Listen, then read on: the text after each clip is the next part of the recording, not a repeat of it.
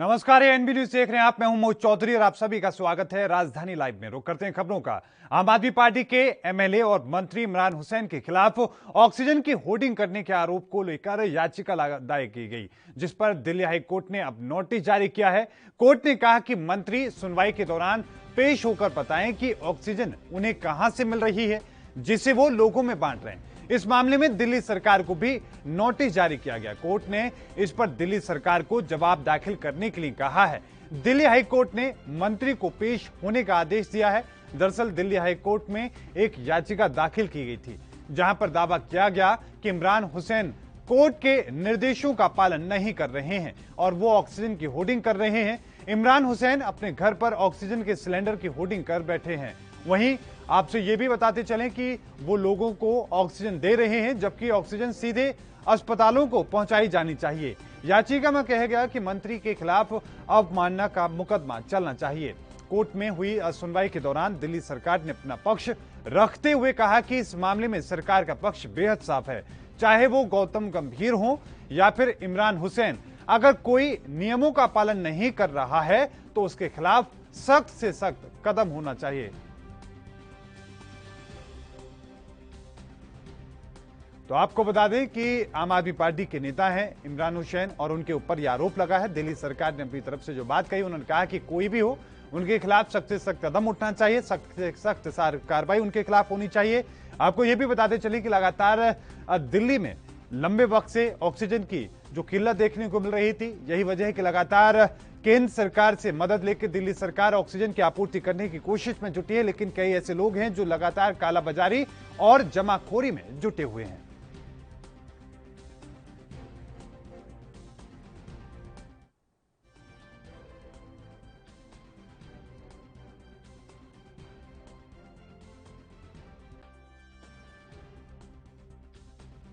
यहां पर इस तरह के हालात थे कि वहां पर दिल्ली में ऑक्सीजन की कमी को लेकर अलग अलग तरह की तस्वीरें देखने को मिली। वहां पर दिल्ली के कई अस्पतालों में आलम यह तक रहा कि वहां पर कई अस्पतालों में ऑक्सीजन के बिना कई लोगों की जान चली गई। इस पूरे मामले को लेकर कई अस्पताल दिल्ली हाईकोर्ट पहुंचे, खुद दिल्ली सरकार कोर्ट पहुंची। उस पूरे मामले को लेकर केंद्र सरकार को फटकार लगाई गई।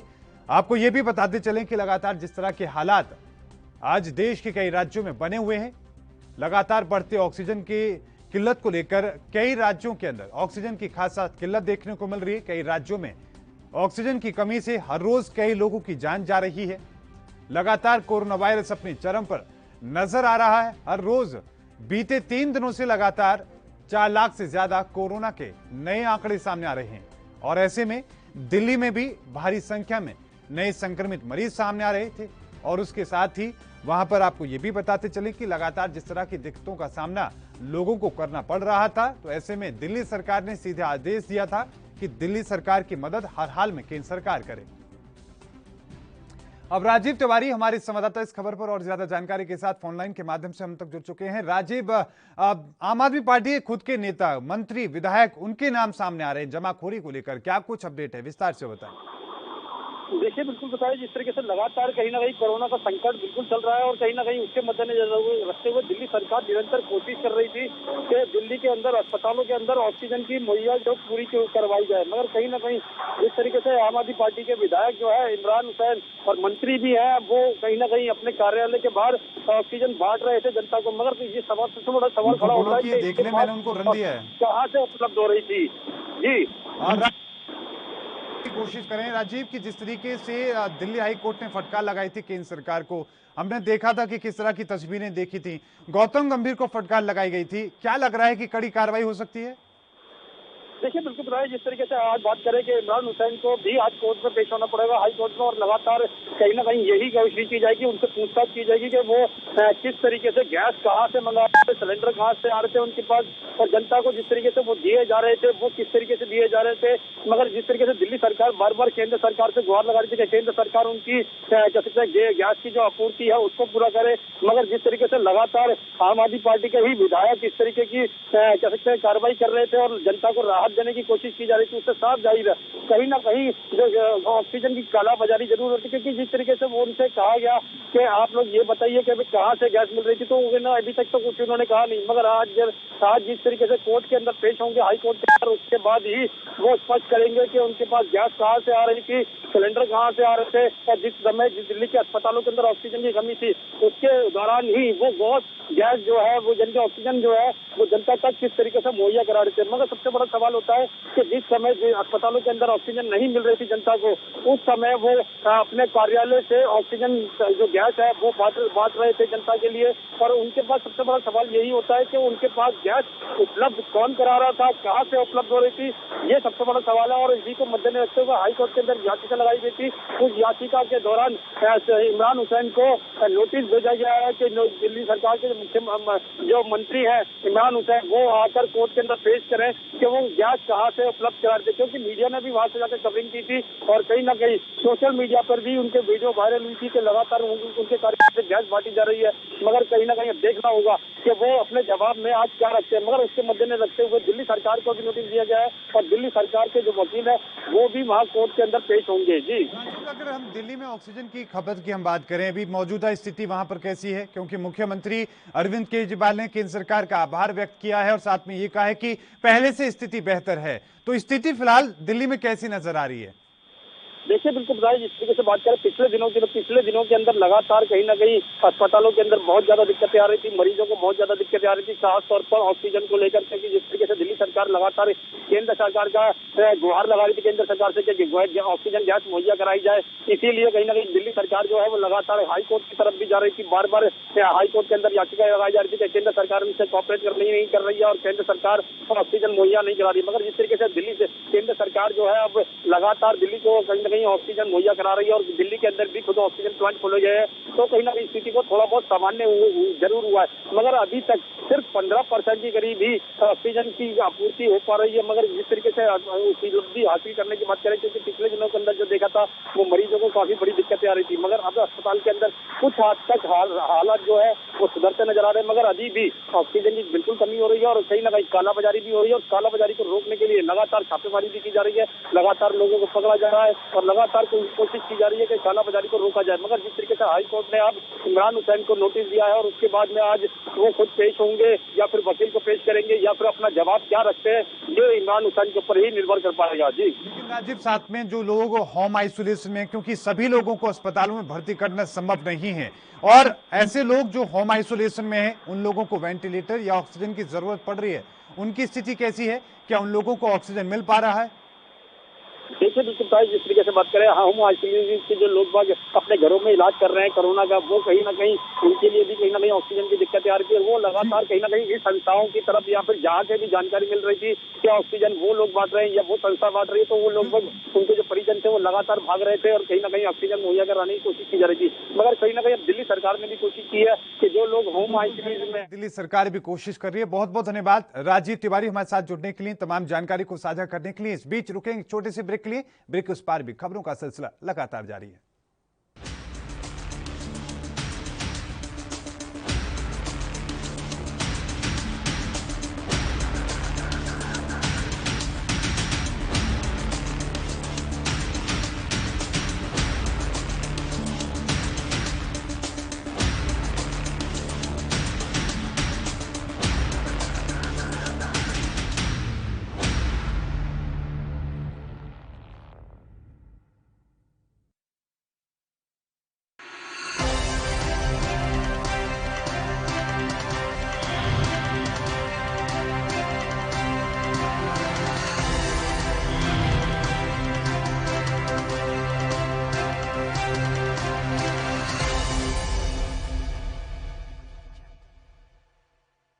ਕੋਵਿਡ-19 ਟੀਕਾਕਰਨ ਸੁਰੱਖਿਅਤ ਹੈ। ਆਪਣੀ ਨੇੜਲੇ ਸਰਕਾਰੀ ਅਤੇ ਪ੍ਰਾਈਵੇਟ ਟੀਕਾਕਰਨ ਕੇਂਦਰ ਦਾ ਪਤਾ ਲਾਉਣ ਲਈ www.cowin.gov.in/home ਤੇ ਲੌਗਇਨ ਕਰੋ ਅਤੇ ਟੀਕਾਕਰਨ ਨਾਲ ਜੁੜੇ ਨੰਬਰ, ਜਗ੍ਹਾ ਅਤੇ ਹੋਰ ਸੂਚਨਾਵਾਂ ਬਾਰੇ ਜਾਣਕਾਰੀ ਹਾਸਲ ਕਰੋ। ਟੀਕਾ ਲਗਾਓ, ਪਰਿਵਾਰ ਬਚਾਓ। ਪੰਜਾਬ ਸਰਕਾਰ ਵੱਲੋਂ ਜਨਹਿਤ ਵਿੱਚ ਜਾਰੀ।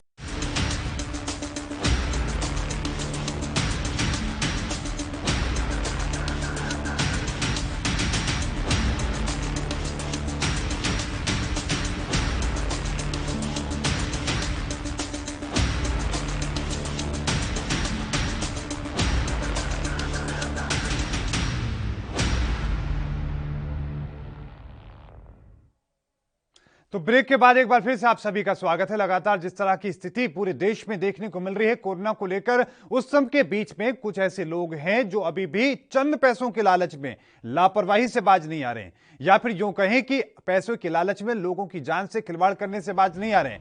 ताजा मामला मुंबई से सटे ठाणे शहर के उल्लासनगर से सामने आया, जहां पर कोरोना टेस्टिंग बायोसेफ किट बनाने में लापरवाही का मामला देखा गया था। मामले में पुलिस ने मुख्य आरोपी मनीष केसवानी को गिरफ्तार करके न्यायालय में पेश किया, जहां पर आरोपी को 6 दिन की पुलिस हिरासत में भेज दिया गया है।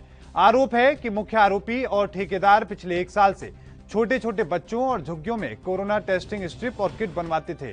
केसवानी ये किट आपको बताएं कि उल्लासनगर के आसपास के तमाम शहरों की लैबों को भेजा करते थे, वहां पर ये सप्लाई किया करते थे। इस संक्रमित किट से कई मरीज और संक्रमित हुए होंगे और ठीक लोगों को भी उनकी जो रिपोर्ट होगी वो भी कोविड टेस्ट की पॉजिटिव आई होगी। अब उल्लासनगर पुलिस ये जांच कर रही है कि महेश केसवानी को कोविड किट बनाने का ये ठेका किस कंपनी ने दिया और कितनी स्ट्रिप अब तक सप्लाई की गई और कितनी लैब में ये भेजी गई। पुलिस का कहना है कि मामला गंभीर है और ऐसे में अभी और भी आरोपियों की गिरफ्तारी हो सकती है। तो आपकी टीवी स्क्रीन पर तस्वीरों में देख सकते हैं कि किस तरीके के छोटे छोटे जो मासूम में जो गुना दाखिल होता है 155/21 जो शॉप स्टिक के अनुसंग बारे में दाखिल हुआ था, वो केस में एक आरोपी को अटैक किया है। उसको आज कोर्ट में पेश किया था उसका, और उसको 6 दिन का पुलिस कोर्ट रिमांड मिला और आगे का इन्वेस्टिगेशन चालू है।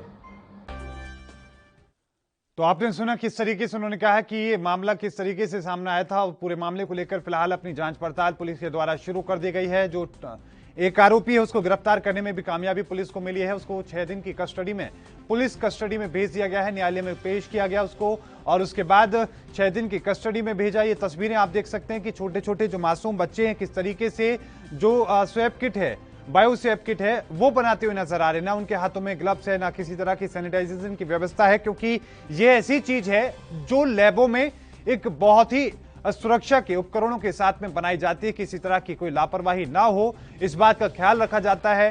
तमाम तरह की यहां पर एहतियात बरते जाते हैं, लेकिन पैसे के लालच में, चंद पैसों के लालच में लोगों की जान के साथ खिलवाड़ करते हुए यहां पर कुछ लोग नजर आए।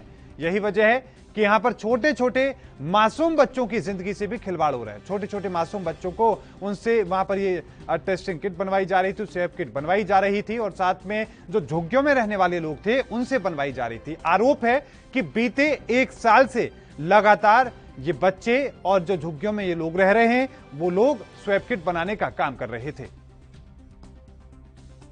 मुरारी सिंह हमारे संवाददाता और ज्यादा जानकारी के साथ फोन लाइन पर हमारे साथ जुड़ चुके हैं। मुरारी सिंह, लगातार जिस तरह की तस्वीरें सामने आई थी और तस्वीरें सामने आने के बाद पुलिस ने आरोपी को गिरफ्तार किया। स्वैब किट बना रहे थे बच्चे, झुग्गियों में स्वैब किट बन रही थी।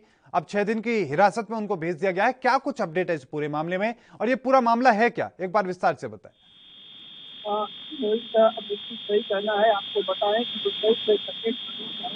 उल्लासनगर का ये मामला है। हालांकि उल्लासनगर जो इलाका है, शहर है, के लिए जाना जाता है। ये बस्ती हो या फिर 2 नंबर के कारोबार हो, इस इलाकों में काफी दूरों से पनपते हैं और इस शहरी में कोविड केस का जो किट बनता है वहाँ पर जो एक कॉन्ट्रैक्टर द्वारा बनवाया जा रहा था और किस तरीके से यहाँ पर काम किया जा रहा था, वहाँ साफ को दावत दिया जा रहा था। ऐसे में पुलिस के बाद मामला दर्ज कर सरगर्मी के साथ जो है कि जांच की जा रही है।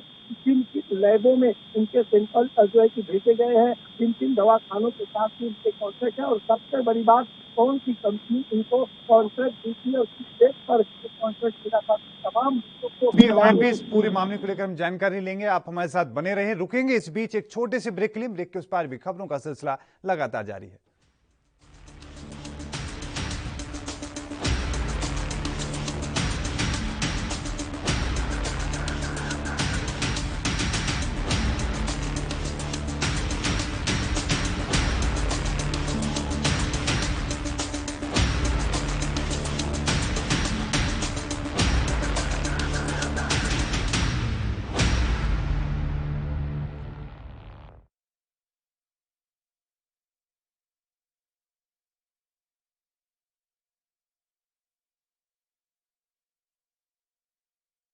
गुरु तेग बहादुर ਦਿੱਲੀ ਵਿਖੇ ਸਥਿਤ ਹੈ 9ਵੇਂ ਪਾਤਸ਼ਾਹ ਸ਼੍ਰੀ ਗੁਰੂ ਤੇਗ ਬਹਾਦਰ ਸਾਹਿਬ ਜੀ ਦੀ ਅਡੋਲਤਾ ਦਾ ਪ੍ਰਤੀਕ ਗੁਰਦੁਆਰਾ ਸੀਸਗੰਜ ਸਾਹਿਬ। ਸਤਿਗੁਰੂ ਤੇਗ ਬਹਾਦਰ ਪਾਤਸ਼ਾਹ ਮਹਾਰਾਜ ਨੂੰ ਔਰੰਗਜ਼ੇਬ ਦੇ ਹੁਕਮ ਦੇ ਨਾਲ ਜਲਾਦ ਜਲਾਲੂਦੀਨ ਨੇ ਤਲਵਾਰ ਦਾ ਵਾਰ ਕੀਤਾ ਅਤੇ ਸਤਿਗੁਰੂ ਪਾਤਸ਼ਾਹ ਮਹਾਰਾਜ ਸ਼ਹੀਦ ਹੋਏ, ਜਿੱਥੇ ਅੱਜ ਕੱਲ੍ਹ ਗੁਰਦੁਆਰਾ ਸ਼ੀਸ਼ਗੰਜ ਸੁਸ਼ੋਭਿਤ ਹੈ। ਸਤਿਗੁਰੂ ਪਾਤਸ਼ਾਹ ਮਹਾਰਾਜ ਦੀ ਪਵਿੱਤਰ ਯਾਦ ਵਿੱਚ ਇਤਿਹਾਸਕ ਸਥਾਨ ਦਿੱਲੀ ਵਿਖੇ ਹੀ ਸਥਿਤ ਹੈ ਗੁਰੂ ਸਾਹਿਬ ਜੀ ਦੇ ਜੀਵਨ ਦੀ ਗਾਥਾ ਬਿਆਨ ਕਰਦਾ ਗੁਰਦੁਆਰਾ ਰਕਾਬਗੰਜ ਸਾਹਿਬ। ਲੱਖੀ ਸਾਹਿਬ ਵਣਜਾਰੇ ਨੇ ਸਤਿਗੁਰੂ ਪਾਤਸ਼ਾਹ ਮਹਾਰਾਜ ਜੀ ਦੇ ਪਵਿੱਤਰ ਧੜ ਨੂੰ ਆਪਣੇ ਘਰ ਜੋ ਅੱਜ ਕੱਲ੍ਹ ਗੁਰਦੁਆਰਾ ਰਕਾਬਗੰਜ ਸਾਹਿਬ ਸੁਸ਼ੋਭਿਤ ਹੈ, ਨਵੇਂ ਪਾਤਸ਼ਾਹ ਮਹਾਰਾਜ ਜੀ ਦਾ ਧੜ ਦਾ ਬੜੇ ਹੀ ਸਨਮਾਨ ਸਤਿਕਾਰ ਦੇ ਨਾਲ ਸੰਸਕਾਰ ਕਰ ਦਿੱਤਾ।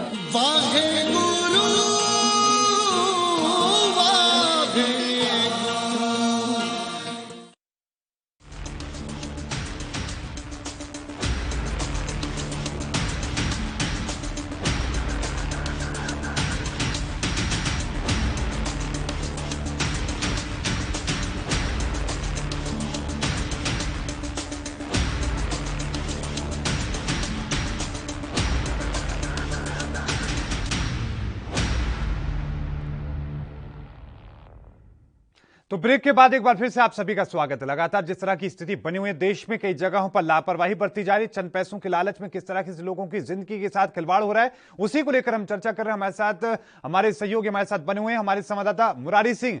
मुरारी, किस तरीके की जो तस्वीरें हमने देखी, बताया जा रहा है कि एक साल से लगातार इस तरह की तस्वीरें देखने को मिल रही थी, लापरवाही की जा रही थी, वहां के जो पुलिस प्रशासन ने क्या इस पूरे मामले को लेकर कदम नहीं उठाया? उस बात की भनक उन्हें एक साल के भीतर नहीं लग पाई? देखिए वो कहना था कि बिल्कुल जो है कि अंदाजा नहीं था कि इस तरीके की बनाया जा रहा था, लेकिन किया उसके बाद उनके कान खड़े हुए और जब वहाँ छापेमारी की तो लगभग 5 से 7 हजार तक जो है वो अधिक बरामद हुई है, जो पुलिस केस किए जाते हैं। जानकारी में पता चला है कि मुरबाड, कल्याण, वाला, दिल्ली, कलवा, ये जो इलाके हैं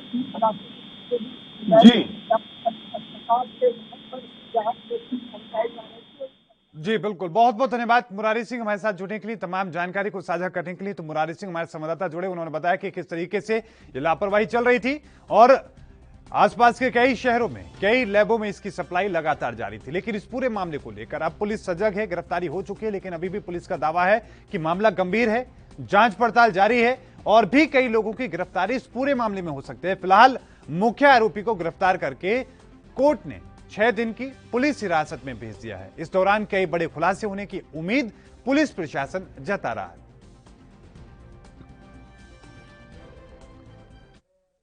तो वहीं पंजाब एवं हरियाणा हाईकोर्ट के आदेश के अनुसार पंजाब सरकार ने शुक्रवार को 3 सदस्यीय विशेष टीम का गठन किया है, जिसमें सीनियर आईपीएस अधिकारी शामिल किए गए हैं। अदालत के आदेश के अनुसार टीम को कोटकपुरा गोलीकांड की जांच को प्राथमिक आधार पर 6 माह में पूरा करने के आदेश दिए गए हैं। सरकारी प्रवक्ता ने बताया कि नई गठित एसआईटी में विजिलेंस ब्यूरो के एडीजीपी एलके यादव, लुधियाना के पुलिस कमिश्नर राकेश अग्रवाल और फरीदकोट रेंज के डीआईजी सुजीत सिंह को शामिल किया गया है। ये सभी अधिकारी कोटकपुरा गोलीकांड के संबंध में दर्ज 2 एफआईआर की जांच करेंगे। गृह विभाग द्वारा जारी आदेश के अनुसार एसआईटी पंजाब एवं हरियाणा हाईकोर्ट के आदेश का पालन करेगी, जिसमें कहा गया है कि इस जांच में कोई भी अंदरूनी या बाहरी तौर पर दखल नहीं दिया जाना चाहिए। इस आदेश में स्पष्ट तौर पर कहा गया है कि एसआईटी साझा तौर पर काम करेगी और इसके सभी सदस्य जांच की सारी कार्रवाई और अंतिम रिपोर्ट पर अपने हस्ताक्षर करेंगे। आदेश में कहा गया है कि एसआईटी के सदस्यों को भी गवाह जांच अधिकारी के तौर पर सूची में शामिल किया जाएगा। कानून के मुताबिक एसआईटी जांच संबंधी राज्य कि किसी भी कार्यकारी या पुलिस अथॉरिटी को रिपोर्ट नहीं करेगा और सिर्फ संबंधित मजिस्ट्रेट को ही रिपोर्ट करेगा।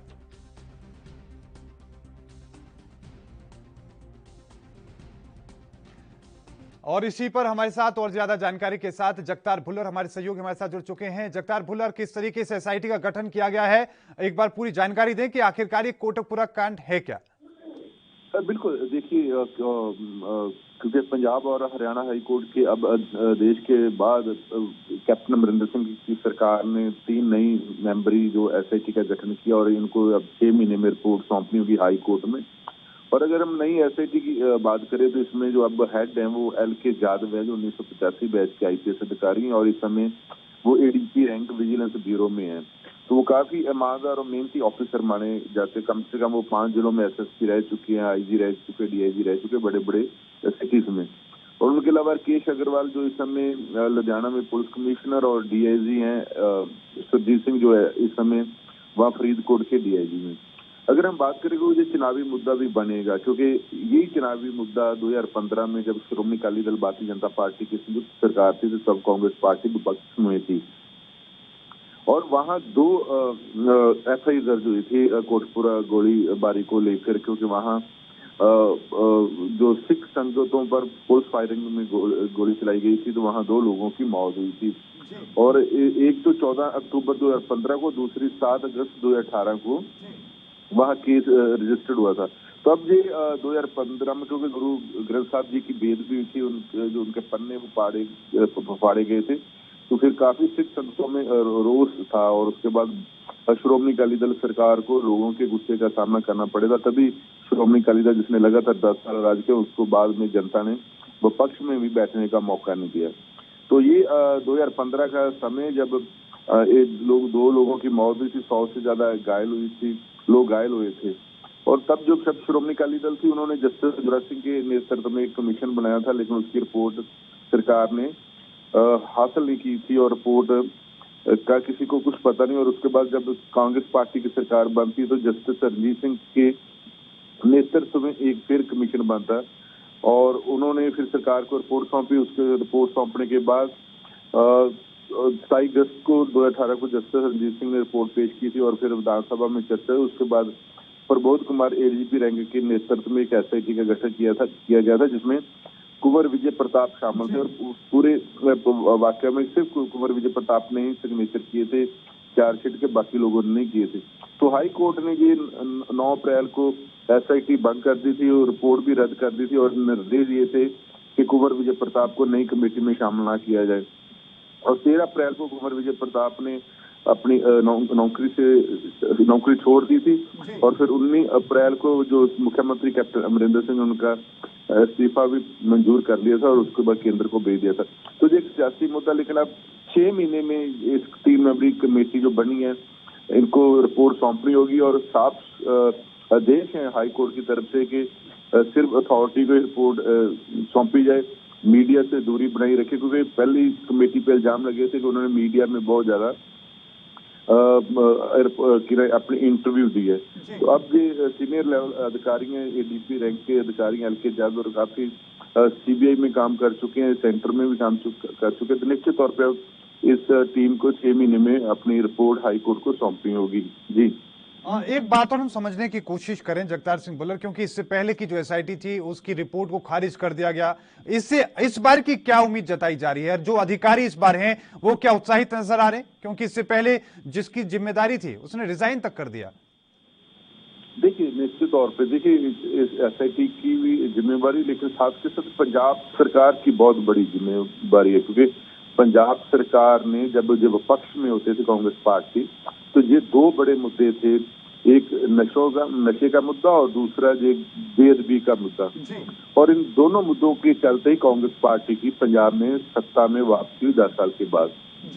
अब मैं 6 महीने बाकी है, क्योंकि फरवरी में 2022 की फरवरी में इलेक्शन होगी और दिसंबर में कोड ऑफ कंडक्ट लग जाएगा। तो मतलब ये सिर्फ 5 महीने बाकी रह गए। तो अब हाई कोर्ट में रिपोर्ट सौंपने सरकार की भी पूरी जिम्मेवारी होगी। कांग्रेस पार्टी में पहले ही अंदरूनी लड़ाई शुरू हो चुकी है कि कांग्रेस पार्टी के कई विधायक और मंत्री बोल चुके जब तक हम इंसाफ नहीं दे पाए तो तब तक हम आने वाले विधानसभा में लोगों का गुस्से का सामना नहीं कर पाएंगे। तो ये सरकार पे, कमेटी के अलावा सरकार पे जितना प्रेशर है, जितना प्रेशर कैप्टन अमरिंदर सिंह के का पार्टी का उन पर प्रेशर है, तो निश्चित तौर पे ये सरकार की एक बड़ी जिम्मेवारी होगी और उनको टाइम में रिपोर्ट सौंपनी होगी और जो लोग कसूरवार है, दोषी, उनको सजा भी दिलवानी होगी। ये कांग्रेस पार्टी के लिए, पंजाब सरकार की एक बड़ी चुनौती है जी। लेकिन कोटकपुरा गोलीकांड को लेकर जो लोगों में पहले रोष देखने को मिलता था, नाराजगी देखने को मिलती थी, आज के वक्त में लोगों के बीच में किस तरह की भावनाएं देखने को मिलती हैं? देखिए, फिलहाल तो देखिए सरकार ने अभी नई कमेटी का गठन किया और दूसरी अभी लोगों का भरोसा उठ चुका। चाहे सोशल मीडिया की बात करे चाहे वैसे बात करे, तो लोग इस पूरे घटनाक्रम को ड्रामा करार दे चुके। लेकिन अब सरकार की जिम्मेवारी बनेगी कि जो लोगों का जो कांग्रेस पार्टी के मंत्रियों या विधायकों का सरकार के प्रति भरोसा टूटा, उस भरोसे को बहाल करने के लिए अब ईमानदारी दिखानी होगी। और जो लोग गुरु ग्रंथ साहब जी की बेदबी के जो दोषी लोग हैं और उसके अलावा जो सिख संघ रोज को लेकर वहां प्रोटेस्ट करते उन पर गोली चलाने वाले जो लोग हैं, पुलिस अधिकारी, और जिन्होंने पन्ने फाड़े श्री गुरु ग्रंथ साहब जी के, वो लोग कौन है, ये इन लोगों की पहचान करके ही सजा दिलवानी होगी, तभी जो लोगों का भरोसा वो बहाल होगा। हालांकि जब जगतार सिंह बुल्लर हमारे साथ जुड़ने के लिए, तमाम जानकारी को साझा करने के लिए, तो कोर्ट ने अब नए एसआईटी का गठन कर दिया है। कई इसमें बड़े अधिकारी शामिल हैं। देखना दिलचस्प होगा कि 6 महीने में रिपोर्ट किस तरह की तैयार होती है। लगातार खबरों के लिए देखते रहें एएनबी न्यूज। मुझे दीजिए इजाजत, धन्यवाद।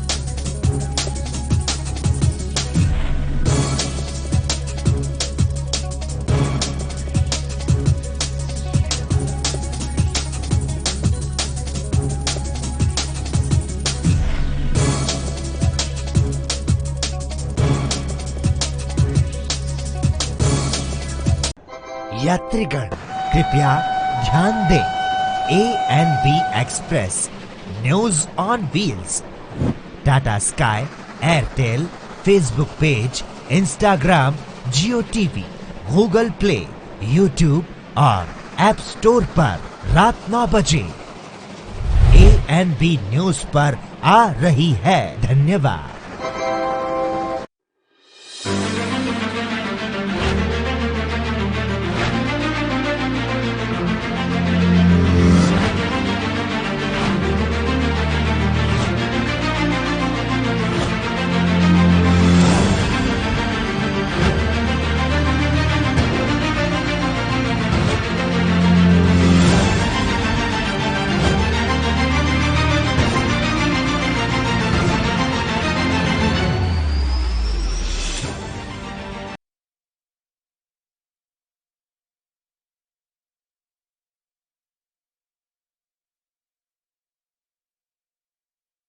गुरु तेग बहादुर सिमरिए करनो निध आए ताय। श्री गुरु तेग बहादुर जी दी अलौकिकता नूं बयान करता गुरुद्वारा बड़ी संगत वाराणसी। इत्थे धन धन श्री गुरु तेग बहादुर साहिब महाराज जी ने अपने चरण पाए ते 7 महीने 13 दिन तप कीता। इत्थे धन धन श्री गुरु तेग बहादुर साहिब महाराज जी ने गंगा दा सोमा प्रगट किया। गुरु तेग बहादुर साहिब महाराज जी दे जोड़े, गुरु तेग बहादुर साहिब महाराज जी दा चोला साहिब, इस तो इलावा हथ लिखे हुक्मनामे इस गुरुद्वारा साहिब विखे शोभायमान ने। गुरु साहिब जी दी शांति, सरलता अते सहजता दी रूपमानी करदे इस पवित्र स्थान दे दर्शन कर संगतां निहाल होंदियां हन।